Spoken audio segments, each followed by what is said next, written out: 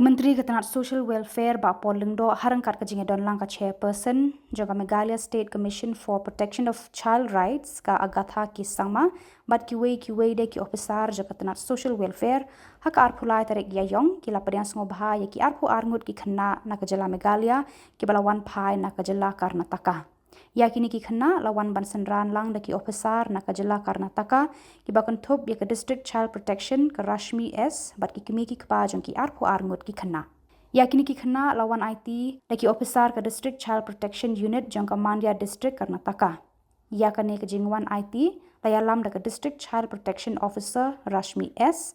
Yakane ka jing pediang ladon lang da Menteri Ketenat Social Welfare Ba Polingdo ka chairperson jaka State Commission for Protection of Child Rights ka Agatha ki sangma ka director jaka Social Welfare kong CD Lingwa ki officer ki kimi ki kepala bat ki wei habakran shakilat pathai khubor hadin balada pediang buram yakini ki arpu armut ki khanna uba polungdo ulayathu uba kajala Meghalaya kala shim ki lat kilenti makin yo eki jaka puli hajan kishnong ne hakishnong ki ba kishong kisa ula benrap da ka baong baka sarkar kan shim ki senjam bat pej baka pule puthi bat ki jingdan kam jongki kan yat be yat renti habayakran baka District Child Protection Unit jong ka Mandya District Karnataka ka Rashmi S kala ong baki snok men bakila yo banwan ya lam bat IT yakini ki khana sha ka jala ka jing shngai bat kala we jongki ka de ke aka ka baki snok khia who has been here from morning for the duties as chairperson of the CWC. A special welcome to the team from Karnataka, the 5-member team that had accompanied these children. I'm sure that without your intervention and support, things would have become even more difficult for these young kids of ours. I extend my profuse welcome to all officers of the department and other line departments like the Education Department, Patricia, who has been at the forefront in championing the cause of women and children. And it is with a huge sense of relief that we are gathered here to take back our kids who have Now, this return of the 22 children has been facilitated by the hard work that went on through our director, Kong Lingwa, and also our officers. 3 of them accompanied these children.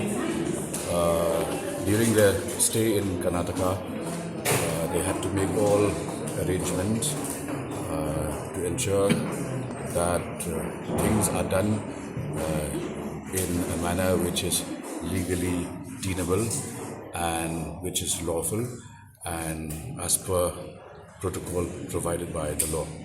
So only after that exercise was completed, then the team from Karnataka, led by the senior leader of the Child and Women's Rights Commission, had then agreed to accompany the children and brought them back to Shillong today.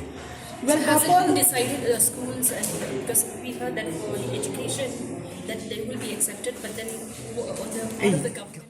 Journalists in you, why don't you do a piece of investigative journalism on what actually transpired? What is this NGO? What will be the step taken by the government to prevent such occurrence of such kind of things again?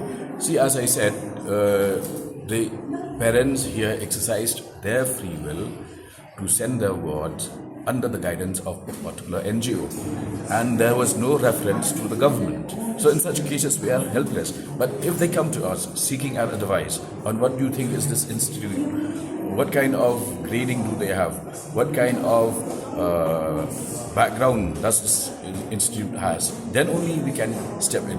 But where children are really financially disabled, we have schools, ample space for schools, and under the RTE we are bound to ensure their admission into such schools.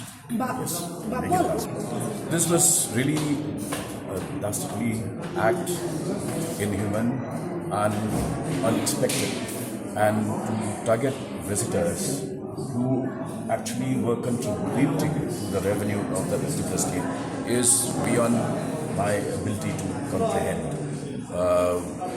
We stand together as a nation, and as state government, we extend our full support to the union government in its attempt to thwart the upsurge of insurgency and terrorism in that particular area. We have near us Bangladesh, which is actually threat to Meghalaya. As a tourism minister, what do you think?